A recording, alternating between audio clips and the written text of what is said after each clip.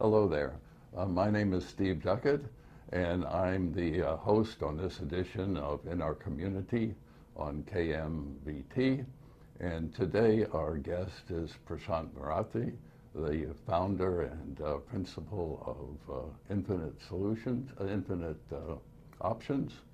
And Prashant has had a distinguished career in Intel, Apple, and recently in Google. And now he's started a company, a most unusual company, that develops people, products, and careers. Welcome to this program. Thank you, Steve. I appreciate it. Okay. So in the past, people have heard a little bit about your company, but perhaps we could get an update on it and find out more about how you actually started the company. What gave you the idea? Because as a technology guru, you could have started dozens of companies, but why did you choose this one? So it's good to be here. Thank you for the question. The reason this particular company got started is out of need. A number of my friends couldn't find jobs even though they were skilled in computer science or in software engineering. So I started a company that would give them the experience that they needed to be able to make it in the real world, if you will, to go off and find those kind of jobs. And so through a combination of mentorship and interesting projects, we've been able to amass a number of people to help work and propel these projects so that they become something that helps mankind, and at the same time they're able to develop the skills that will help them in their career. Mm-hmm. Oh, that's wonderful. That's wonderful. So seems like your company really focuses on mentoring people. Have you had in your life a mentor that somehow changed your whole career?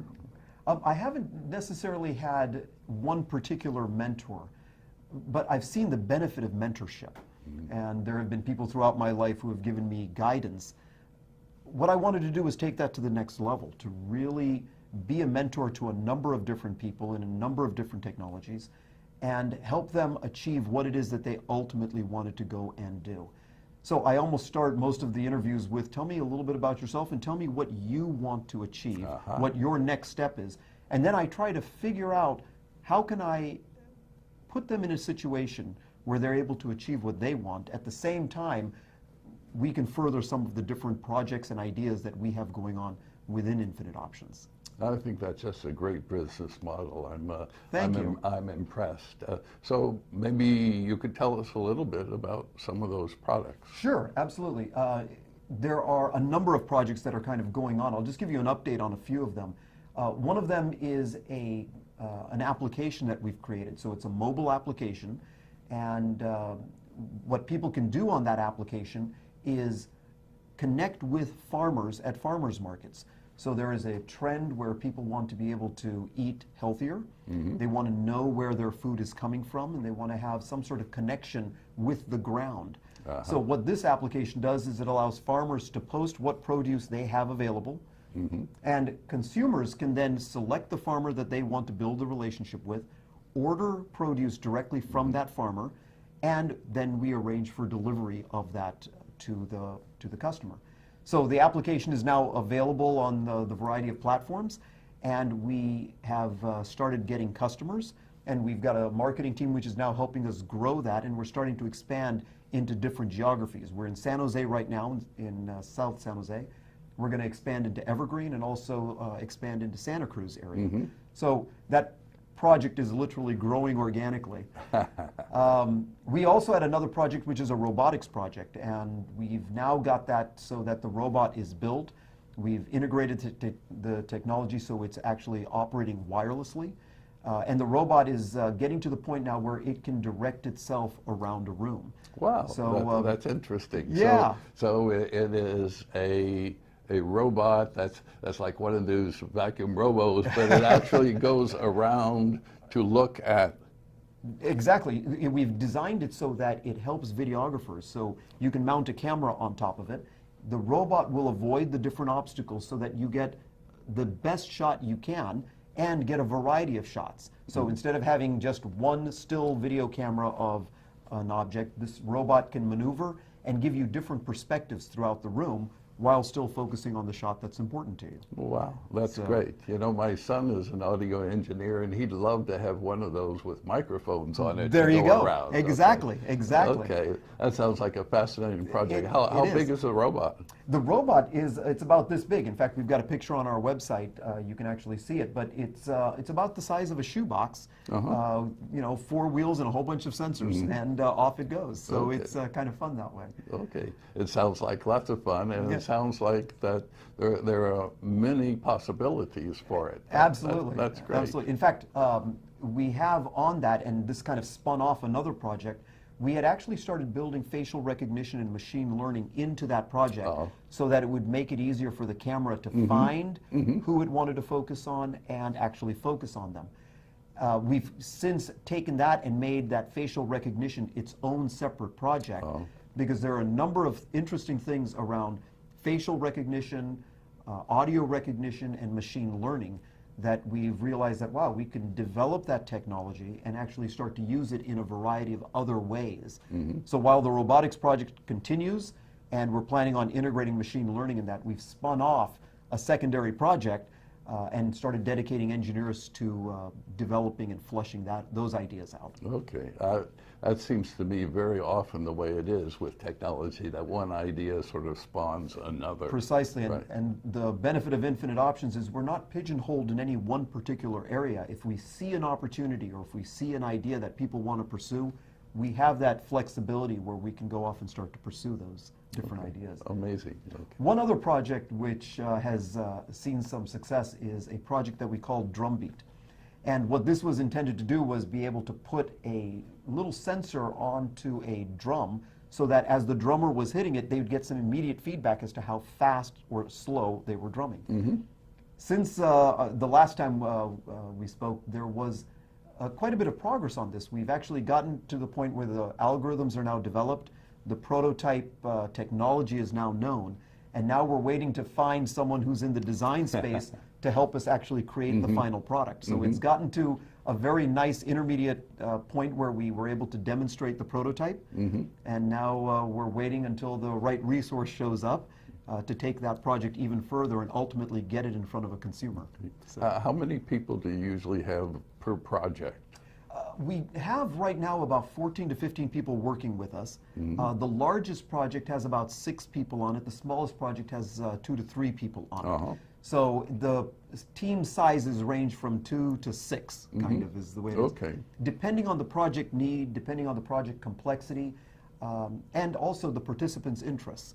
Because people's interest, they might be able to accomplish something and then they say, you know what, I'd like to try that.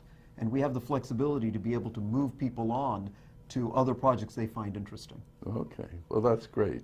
Now I know that in your own career you had developed methodologies to help you quickly go through a project, focus on it without distractions and whatever. And so I presume that not only are you using these with your new company, of course, but also that's part of the mentorship and training program of the people involved. Exactly, exactly. I'll share a couple with you that I use quite a bit. The building block on it, my background is chemical engineering, actually. So I have a master's in chemical engineering and just didn't do a whole bunch in chemical engineering specifically. But one of the principles in chemical engineering is called the mass balance, and that applies throughout physics, throughout science. You can't create or destroy matter. So whatever you put into a system has to somehow exit the system. So by using that methodology, if you look at the inputs or the process that is taking place, those are the 2 primary variables which are going to affect the output. And whether that output is going to be good, the desired outcome, or waste, the undesired outcome. So depending on the result that you're getting, if the result is exactly what you wanted, your inputs must have been good, your process must have been good, therefore your output is good.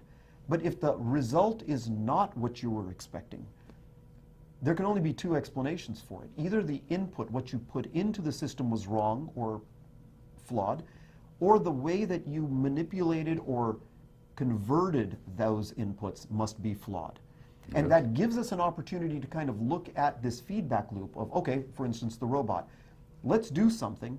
hey, that didn't work out exactly the way we want to. Well, what did we do wrong? Did we provide it the wrong input signal, or did we provide it the wrong algorithm to process that input signal? And that helps the teams focus immediately on what might be root causing this issue, so that we can go and solve it once and for all and gain the learning from that. So I'm trying to teach them the thinking methodology as well as trying to solve the actual problem that's in front of them. Right, right. And sometimes I think there are projects I've been with that had a fair amount of waste, and every once in a while you get real lucky, and it turns out the waste is actually as important as your initially visualized output. Absolutely, absolutely. In fact, one of the things that occurred in the meal application program that we were running, we were trying to set it up so that meals could be created in a home-based kitchen and sold to local neighbors. What we found out was that the regulations around us prohibited that from happening. So the output we were getting was actually flawed because we had set it up incorrectly. But the thinking pivoted us to say, well, okay, if we can't use it as an input of homemade meals, what else can we use it for? And we came up with the idea of using it for farmers markets. So again, the thinking, once the thinking is in place, no matter what the output is, you can come back and revisit the inputs or the process and figure out how you can utilize or change something to get a better outcome.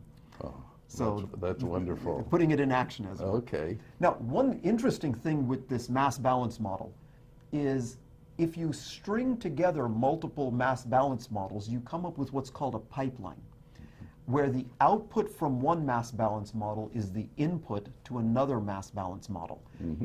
And as you string these along, you end up with the pipeline. So you can predict what the very, very first input would be, and then map it all the way to what the final outcome might be. And now, if something has gone wrong, it's very easy to kind of zero in on what part of the process could be contributing to this flawed output. Where is the waste being generated? And how do I go and address it in that specific area, as opposed to having to revisit the entire pipeline. Okay, so this thing is sort of like a relay race, right? You've got somebody with a baton, and he's somehow running a part of the course, and then he hands the output, which is, in this case, the baton at the new point, to the next runner, et cetera.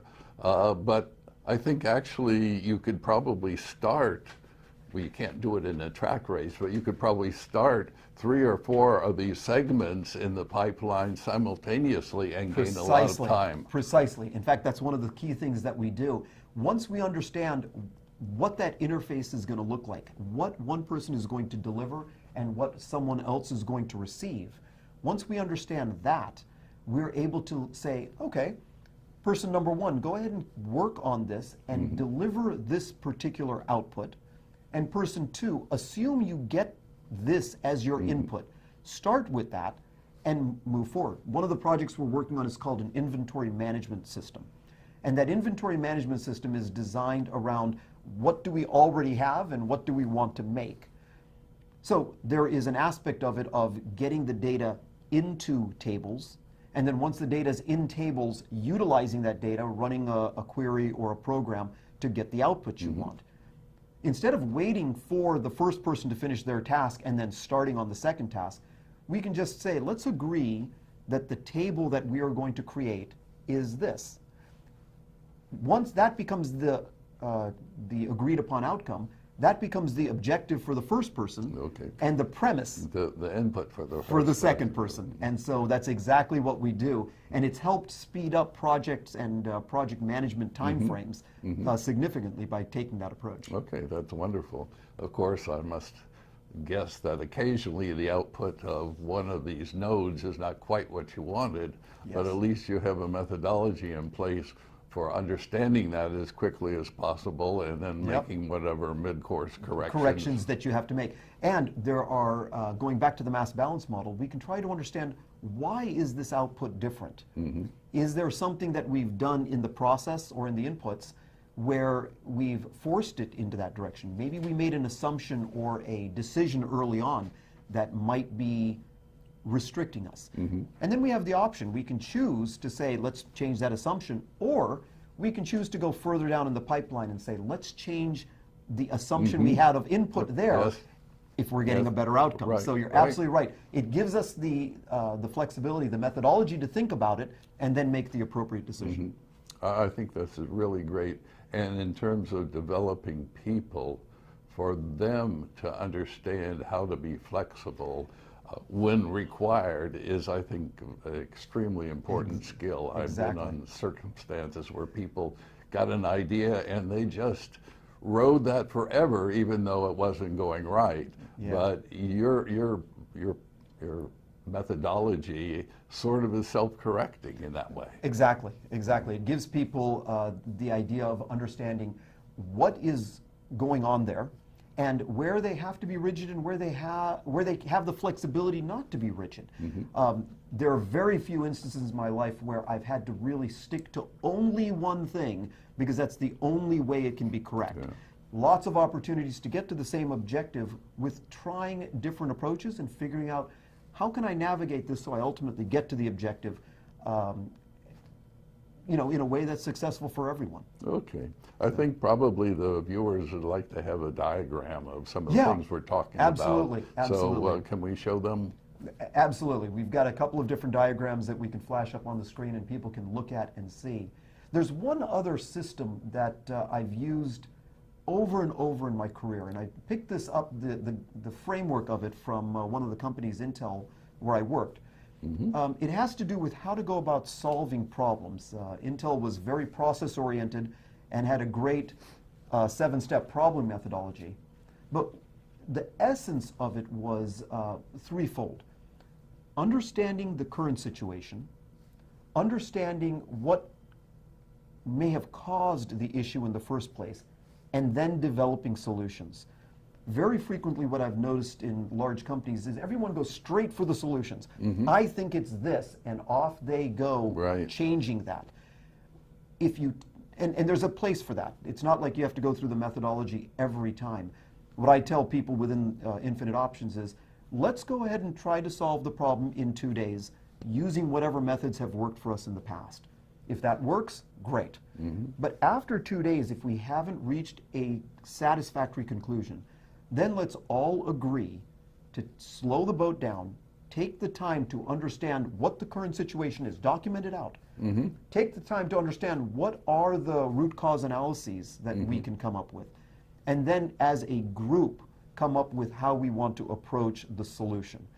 And when I've slowed the situation down to that point, we've been able to actually come up with a number of good solutions that way. So. Okay.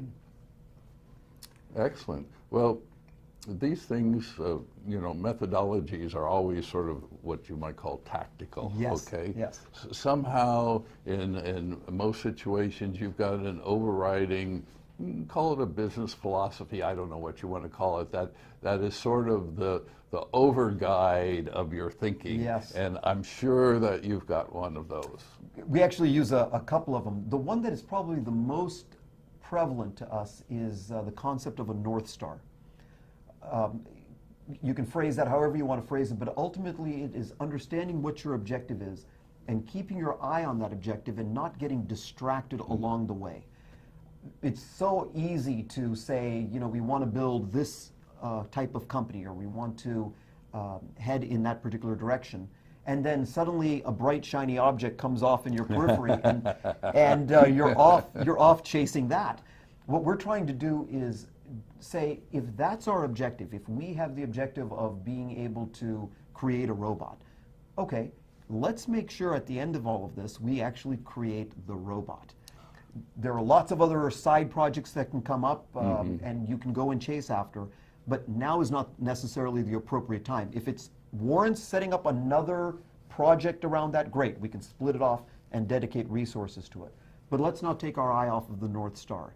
And I use the thinking, the methodology frequently by simply asking myself, this next thing I'm about to do, is that going to take me closer to the North Star or not?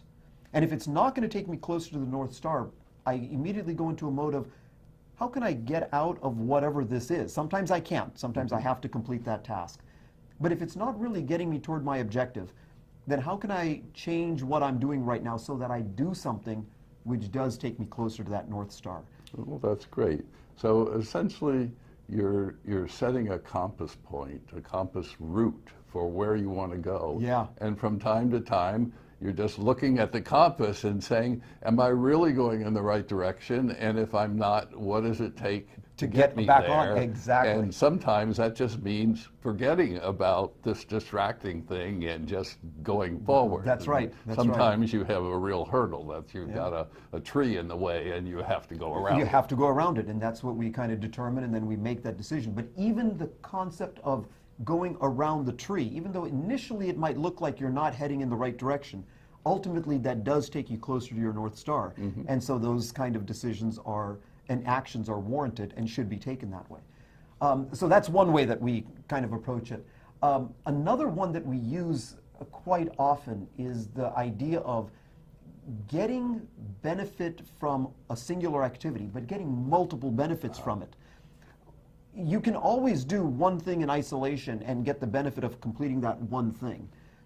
But how can you multiply your efforts so that you do the work once and get paid for it or get rewarded for it multiple times? And Infinite Options as a company is set up around that philosophy.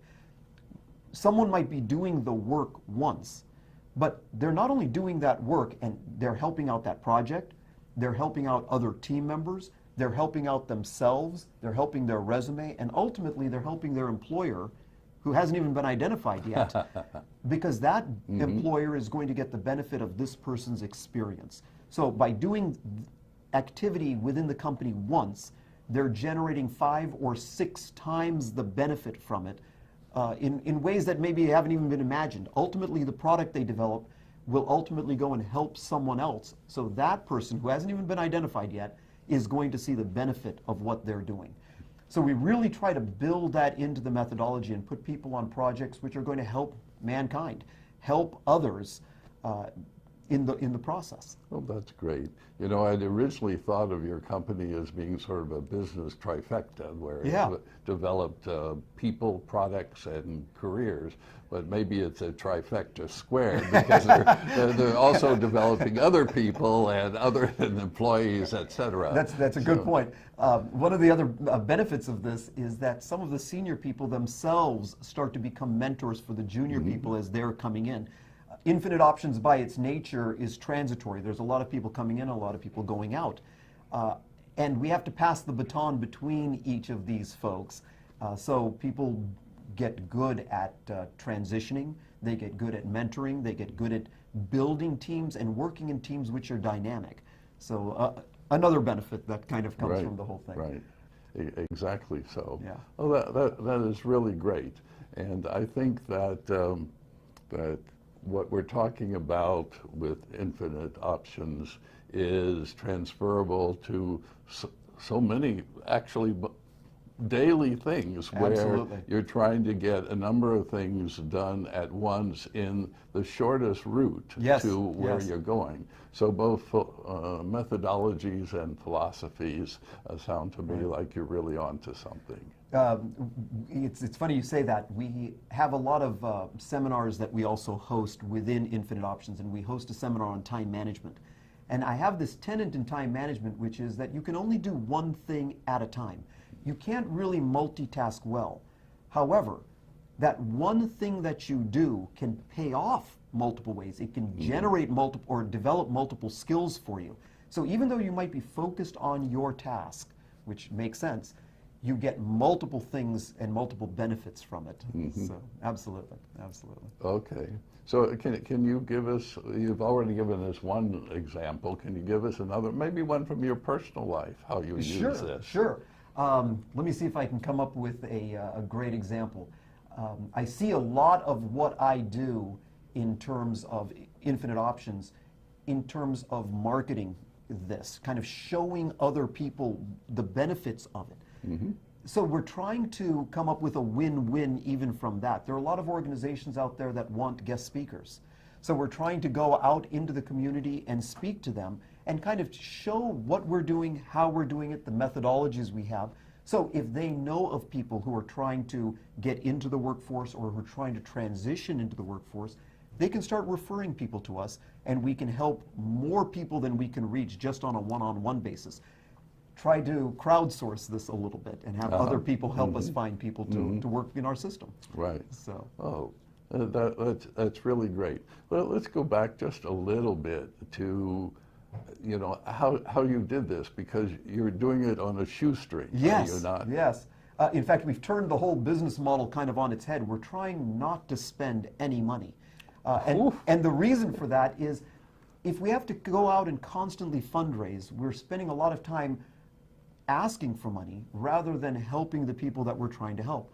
So we do this purely as a volunteer kind of basis. There are no paid employees, including myself. What we're doing is we're all there because we believe in the product and the concept and the idea. And then if something comes out of it, great, then we can all share from its benefits. But what brings us to the table is not the paycheck.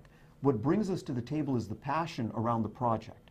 And that's what we're trying to foster. So everyone who's at the meetings and at our group sessions when we get together is there because they want to be there. That's fantastic. You know, it's really been a great session here, and I've Thank learned you. quite a lot. I wish that earlier in my career I'd done some of the things that you've done, but it's just been marvelous talking to you, Thank you. Prashant, and I look forward to more talks like this. And I'm Steve Duckett, the host on today's segment of In Our Community, and I'm wishing Prashant and all of the viewers a great day. Bye now.